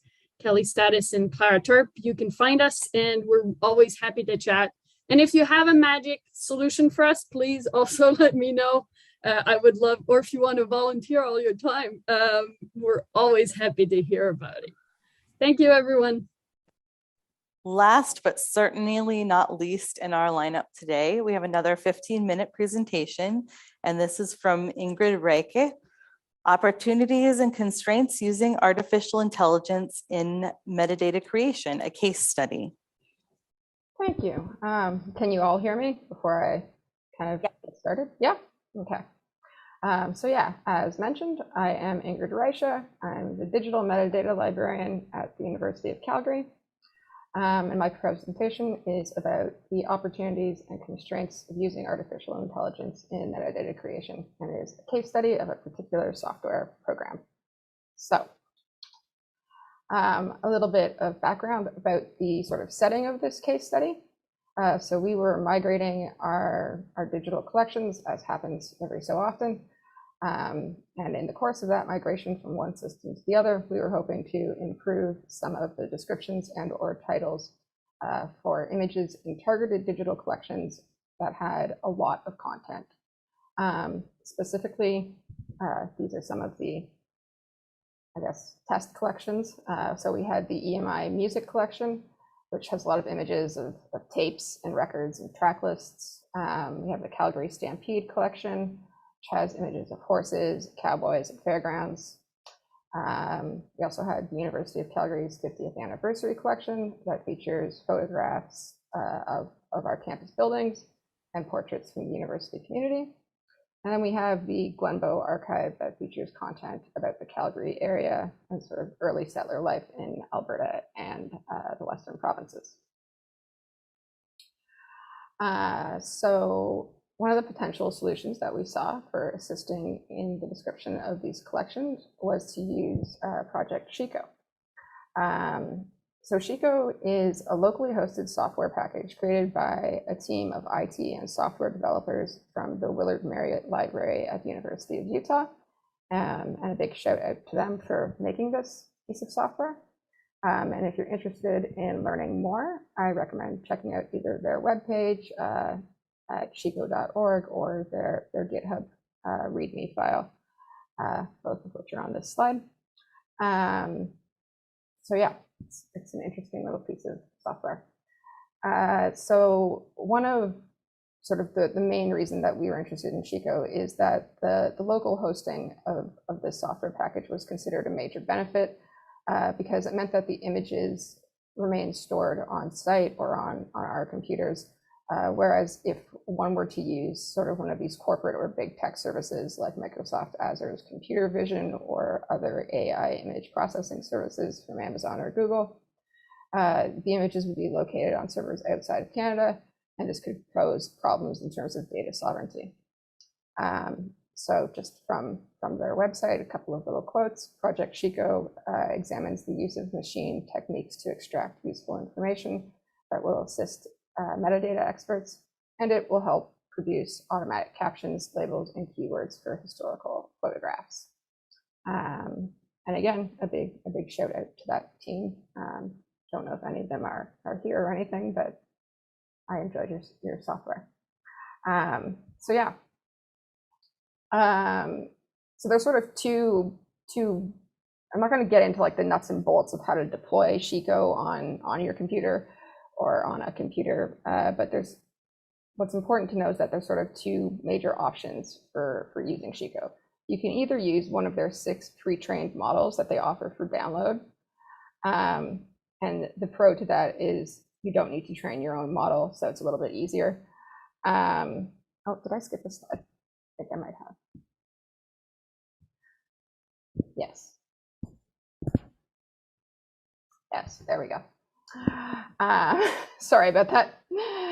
Too many screens. So yeah, you can use one of their 6 pre-trained models that's offered for download. So the pro to that is that there's no training of the models required, and it's easier. There's also multiple models to choose from. The con is that the captions may not be as appropriate for your images. In the other option being that you could train your own custom machine learning model. And the pro to that being that the metadata for the captions and descriptions would be more accurate, but the con is that you need a really large number of images to train a model for any specific object recognition. They say like up to 10,000 images of any particular object. So there's also a lot of time invested in that to vet the metadata produced from the model and the expertise and time investment of IT and software development sort of on our end or on your end if you were to do this.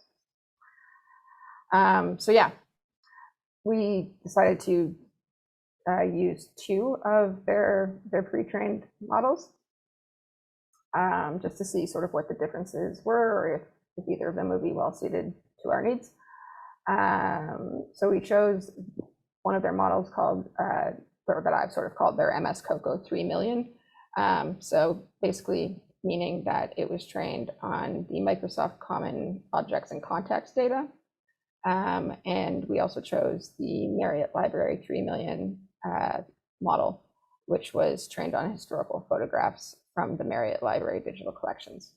And some of their other models have a different number of steps and some other things, but sort of the control settings for both of these were that they were both trained on 3 million steps, and they both had similar starting points in terms of AI models that were used as a base. So After selecting the 114 images that we were going to use from our digital collections to be tested on these two models, I ranked the quality of the description outputted from each of the models on sort of three variables, whether it accurately described the objects and subjects in the image, the background of the image, and the type of image. And then I sort of assigned a rank between 0 and 5, where 0 was the lowest and 5 was the highest. So for the fun part of this presentation, let's look at some of the AI generated captions. Some of them are pretty good. Some of them are pretty interesting. So these are sort of the exemplars of each rank that I'm going to go through. So we have this image at a rank of 5, so the best rank being from the Glenbow archive. It's an image of a man sitting on a horse. The MS Coco model accurately describes it as a black and white photo of a man riding a horse. The Marriott model, a little bit more generic, says a person on horseback. So yeah. Moving on, we have this image, also from the Glenbow at a rank of 4, and the MS Coco model describes it as a black and white photo of a group of people posing for a picture.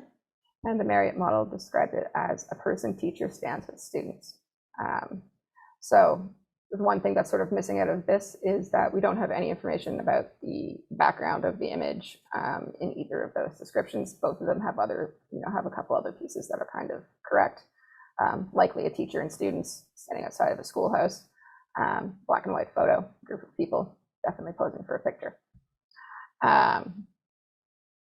At a rank of 3, we have this picture from the Calgary Stampede exhibition and archive collection. It's a picture of another man on a horse in the Stampede procession. The MS Coco model described this as a group of people riding horses in a field.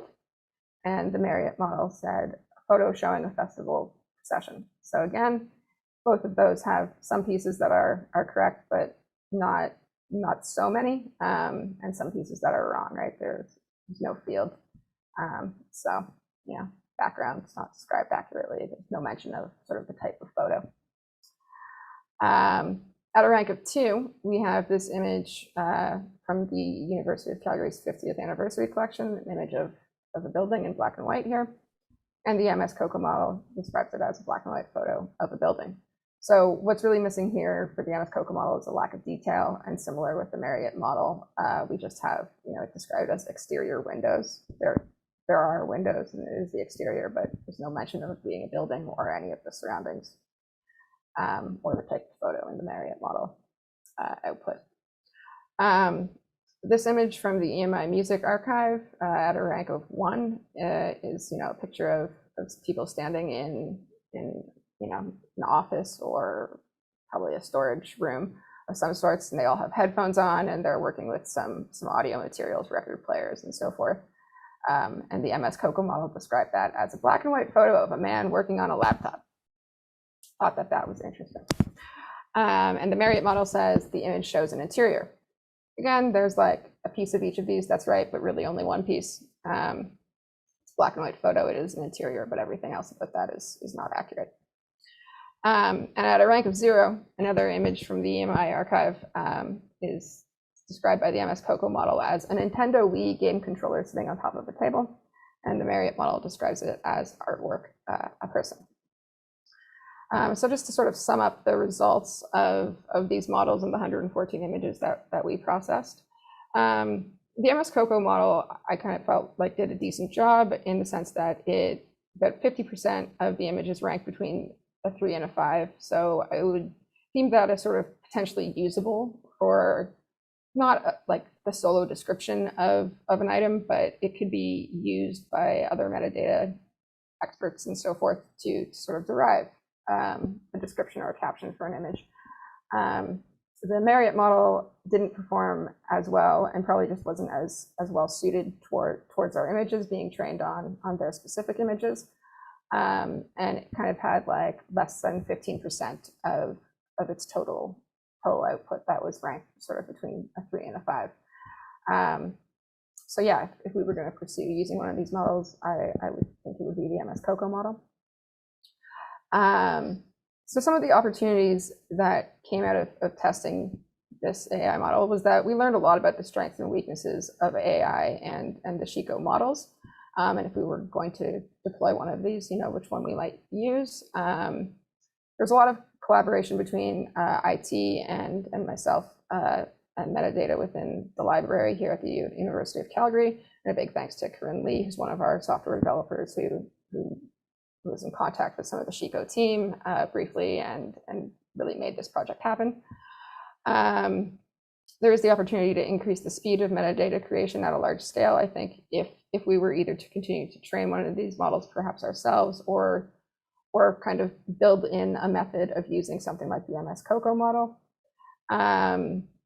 So yeah, I think that, if we were going to train a model, the ability to locally host an AI and fine tune it to our collection needs would also be an interesting opportunity. And I also think it offers the opportunity for like libraries to kind of maybe insert themselves into some of the, I don't know, the scarier things that have happened with AI and sort of the biases that are implemented in some of the large AI corporations that were sort of talked about this morning in the keynote and so forth.